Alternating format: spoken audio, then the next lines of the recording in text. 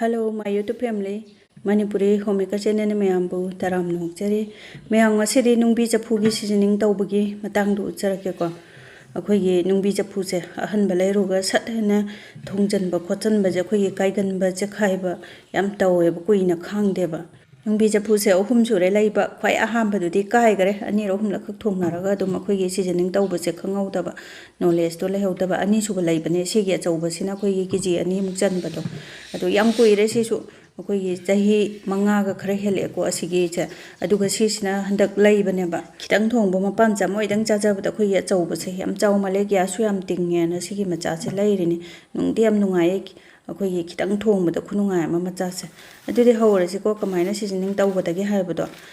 sigi Nungbi Chafu se akhoi lairak tangairibani ko mukta thongriba aduna sumaina hek lairakpaga chatlauna thongjanbiganu ko khangdabani heta tangchu tangi hongbasu nate yam pamuiba aduna hek lairakpaga isingjida phajana chamthoasi ko chafu sigi manung mapan makhum loina phajana chamthoe ko chamthoaba matungda khoi kompa chauba ma lairadi phaiye laitraga sudum isingji pikthana hapjalaga yare ko sumaina chamthoaba matungda isingjida pikthana hapjale jeba akhoi nungdang da dinner tawba loraga chakcha tuaga singje sinna dedana aduda dum sumai thambiramo ba overnight chi mating je ko isingda hoje isingda hapjanbada manungje piti kongon akhoi nga chaba tawna tawbani ko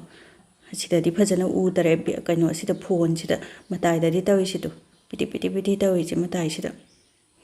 the sumaina overnight ama isingda phajana tingbirase khoi nungdin da orga so dum pung tarem ba tara mo dum tinga thamba yare ko kola chawbamda aduga nungala kanda sumaina lokhalase ko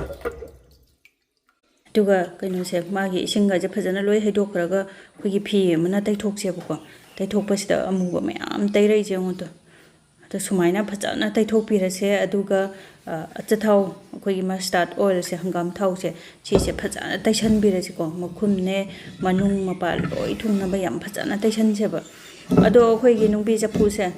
sumaina seasoning tawre kaina he tok ka thadara de dum kai doini ko dugumba kai roi habati haijate ko aiso ado thamba laukhatpa akhoi gi phengba khopada di khara section ba tare taraga di dum kai ne ba ma de lebang ni na ko do sumaina kaino se achathau che phajana sitnana thungna ba phajana taibirani ko aduga ne taiba loraga nungsa da kangdri phawba phawje ba no pura phajana dum phawdo asiko sumai taisan ba loraga do makhum chu masa chu phajana nungsa da phawdo asiko phawdo ba matungi do ucharake akhoi gi phawdo ba matung na ngasai gi kem taidringai gi thau kem taidringai masak to male ko loi chupsan garabne loi kang garabne to khutta ambo tairakte thau tairaba matungi ni ko adudi hoje step ani loire ko ahamada chamthokpa isingda tingba tudagi di thau taisalaga nungsa da phawba handamna chak thongamdagi jengjambagi jenghi je sida haijallaga thamseba ado pung ani humne khangde manga turne khangde natragana thabak yam chillaga su no ma thamge su tum thammo ka sumda kaide ko jingi je haijallaga thammacheba aduga thammaba matungda thabak samba kanda gas da ungtang brong chawdo alase ko khitang maningdaga phamjan boy khopjan boy su tawre ko kuina thambagi ado hoje gas se on tawraga mahi se brong sawgal alase ngatang lo alase minute 10 muk sumaina brong sawallase ko do hoje phajana sawraba matungda gas se off tawraga thangdarase ko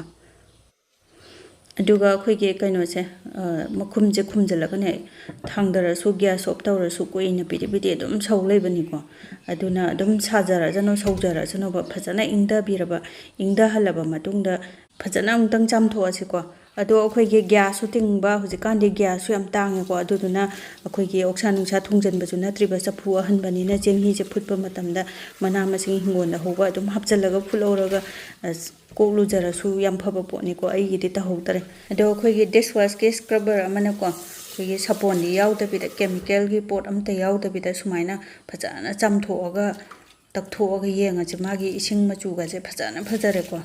lang trick lang hinga sai amuba kokpadu koktreba aduna hoje adum thongba hauba yare ko aduna hoje seasoning tawba su loirabani na kamaina thongani thongba loraga kamaina thamgani phengani habadu ucharage ko ado Nungbi Chafu se ingi da akhoi gi hap ko tawba hinjang je hapjalasi ko oksani khangdi yanchani khangde thau ngoraga su phina taithoga dry oraga heibiyo ba yang kan sadringai da ado akhoi ne hinjang je thongba loraga chafu se pheng ngamdai da ko isinga chamana phajana sumaina takthoga chamthokpirasi ko ꯑꯗꯨꯒ ꯏꯁꯤꯡ ꯑꯆꯝꯕꯅ ꯆꯥꯝꯊꯣꯛꯄ ꯂꯣꯏꯔꯒ ꯑꯩꯈꯣꯏꯒꯤ ꯎꯠꯁꯤꯅ ꯐꯦꯡꯁꯦꯕ ꯎꯠꯁꯤꯗꯤ chemical ꯐ꯭ꯔꯤꯅꯦꯗꯅꯀꯣ ꯑꯗꯨꯝ ꯑꯩꯈꯣꯏꯒꯤ ꯏꯟꯖꯥꯡ ꯃꯄꯥꯟꯗ ꯊꯣꯡꯕ ꯈꯣꯠꯄ ꯁꯤꯡꯅ ꯊꯣꯡꯕ ꯎꯠꯁꯤꯗꯤ ꯑꯗꯨꯝ ꯂꯩꯅꯕ ꯉꯥꯛꯇꯅꯤ ꯅꯠꯇ꯭ꯔꯥ ꯑꯗꯨꯅ ꯁꯨꯃꯥꯏꯅ ꯂꯧꯁꯟꯕꯤꯔꯒ ꯊꯝꯕꯤꯍꯧꯕ ꯑꯩꯗꯤ ꯑꯗꯨꯝ ꯊꯝꯃꯤꯅꯦ ꯌꯥꯝ ꯀꯥꯟꯅꯩ ꯎꯠꯁꯦ ꯑꯗꯣ ꯑꯩꯈꯣꯏꯒꯤ ꯎꯠꯁꯤꯅ ꯐꯦꯡꯉꯒꯗꯤ ꯑꯩꯈꯣꯏꯒꯤ ꯎꯠꯁꯤꯗꯤ ꯀꯦꯃꯤꯀꯦꯜ ꯐ꯭ꯔꯤꯅꯦꯗꯅꯀꯣ ꯍꯛꯆꯥꯡꯗ ꯁꯣꯛꯅꯤꯡꯉꯥꯏ ꯑꯣꯏꯗꯦꯕ ꯑꯗꯨꯅ ꯁꯥꯄꯣꯟꯒꯨꯝꯕ ꯗꯤꯁꯋꯥꯁ ꯑꯩꯈꯣꯏꯒꯤ ꯀꯦꯃꯤꯀꯦꯜꯅ ꯁꯥꯔꯛꯄꯗꯨꯅ ꯐꯦꯡꯉꯒꯗꯤ ꯆꯐꯨꯁꯤꯒꯤ ꯃꯅꯨꯡꯗ ꯆꯨꯞꯁꯜꯂꯒ ꯂꯩꯍꯧꯅꯦꯕ ꯑꯩꯈꯣꯏꯅ ꯐꯦꯡꯕꯗ ꯑꯗꯨꯝ ꯆꯪꯈꯤꯕ ꯄꯣꯠꯅꯤꯗꯅꯀꯣ ꯆꯐꯨꯅꯤꯅ ꯑꯗꯨꯒ ꯅꯨꯡꯁꯥꯗ ꯐꯧꯗꯣꯛꯑꯒ ꯀꯪꯅ ꯊꯝꯕ ꯃꯇꯝꯗꯁꯨ ꯃꯅꯨꯡꯗ ꯑꯗꯨꯝ ꯆꯪꯈꯤꯗꯣꯏꯕ ꯄꯣꯠꯅꯦꯕ ꯑꯗꯨꯅ ꯃꯤꯅ ꯐꯩ ꯅꯠꯇ꯭ꯔꯒ ꯐꯠꯇꯦ ꯍꯥꯏꯗ꯭ꯔꯒꯁꯨ ꯑꯗꯨꯝ ꯃꯁꯥꯅ ꯇꯥꯖꯔꯕ ꯄꯣꯠꯅꯤꯗꯅꯀꯣ ꯑꯗꯣ ꯀꯩꯒꯨꯝꯕ ꯑꯩꯈꯣꯏꯒꯤ ꯗꯤꯁꯋꯥꯁꯁꯦ ꯁꯥꯄꯣꯟꯒꯨꯝꯕꯁꯦ ꯑꯩꯈꯣꯏꯒꯤ ꯀꯦꯃꯤꯀꯦꯜ ꯐ꯭ꯔꯤ ꯑꯣꯏꯕ ꯑꯣꯔꯒꯥꯅꯤꯛꯀꯤ ꯑꯣꯏꯔꯒꯗꯤ ꯀꯩꯁꯨꯝꯇ ꯀꯥꯏꯗ꯭ꯔꯦꯀꯣ ꯊꯥꯎꯔꯦꯛꯀ ꯀꯩꯝꯇ ꯀꯥꯗꯕꯅꯦ ꯁꯤꯠ ꯅꯥꯟꯕꯅꯦ ꯑꯗꯨ ꯐꯖꯅ ꯑꯗꯨꯝ ꯐꯦꯡꯗꯣꯛꯄ ꯌꯥꯕꯅꯦ ꯎꯠꯅ ꯑꯗꯨꯅ ꯁꯨꯃꯥꯏꯅ ꯐꯖꯅ ꯐꯦꯡꯗꯣꯛꯄ ꯂꯣꯏꯔꯒ ꯅꯨꯡꯁꯥꯗ ꯃꯊꯛ ꯃꯈꯥ ꯑꯣꯟꯗꯅ ꯐꯖꯅ ꯀꯪꯅ ꯐꯧꯗꯣꯛꯄꯤꯔꯁꯤꯀꯣ ꯅꯠꯇ꯭ꯔꯒꯗꯤ ꯐꯪꯒꯁ ꯍꯥꯏꯒꯠꯄꯅꯦ ꯀꯣꯛꯐꯩ ꯀꯥꯈꯠꯄꯅꯦ ꯑꯗꯨꯒ ꯁꯤꯖꯤꯟꯅꯕꯒꯤ ꯃꯈꯥꯁꯨ ꯌꯥꯝ ꯄꯣꯜꯂꯦꯀꯣ ꯑꯩꯈꯣꯏꯒꯤ ꯃꯇꯥꯏꯁꯤꯗ ꯈꯥꯕꯩꯅ ꯀꯟꯅ ꯀꯥꯛ ꯀꯥꯛ ꯌꯩꯕ ꯈꯣꯠꯄ ꯈꯥꯕꯩꯅ ꯌꯥꯝ ꯌꯩꯒꯜꯂꯦ ꯑꯗꯨꯕꯨ ꯌꯥꯗꯕ ꯃꯐꯝꯗꯗꯤ ꯑꯩꯗꯤ ꯁꯨꯡꯌꯩ ꯌꯩꯗꯦ ꯑꯗꯨꯅ ꯈꯥꯕꯩꯗꯣ ꯎꯒꯤ ꯈꯥꯕꯩ ꯑꯣꯏꯅ ꯁꯤꯖꯤꯟꯅꯕꯤꯌꯨ ꯑꯗꯨꯒ ꯈꯔ ꯆꯦꯛꯁꯤꯟꯅ ꯊꯝꯕꯤꯕ ꯁꯤꯖꯤꯟꯅꯕꯤꯕꯀꯣ ꯑꯗꯣ ꯑꯩꯒꯤ ꯅꯨꯡꯁꯤꯔꯕ ꯚꯤꯌꯨꯋꯔꯁꯤꯡꯅ ꯑꯩꯒꯤ ꯉꯁꯤꯒꯤ ꯚꯤꯗꯤꯑꯣꯁꯦ ꯈꯤꯇꯪ ꯀꯥꯟꯅꯕ ꯅꯨꯡꯉꯥꯏꯕ ꯐꯥꯎꯕꯤꯔꯒꯗꯤ ꯂꯥꯏꯛ ꯁꯕꯁꯀ꯭ꯔꯥꯏꯕ ꯁꯦꯌꯔ ꯐꯣꯂꯣ ꯇꯧꯁꯟꯕꯤꯔꯝꯃꯣ ꯀꯥꯟꯅꯕ ꯅꯨꯡꯉꯥꯏꯕ ꯚꯤꯗꯤꯑꯣꯁꯨ ꯄꯨꯗꯨꯅ ꯂꯥꯛꯆꯒꯦ ꯉꯁꯤꯒꯤꯗꯤ ꯃꯇꯥꯡꯁꯤꯗ ꯂꯣꯏꯁꯤꯟꯖꯔꯒꯦ ꯕꯥꯏ ꯕꯥꯏ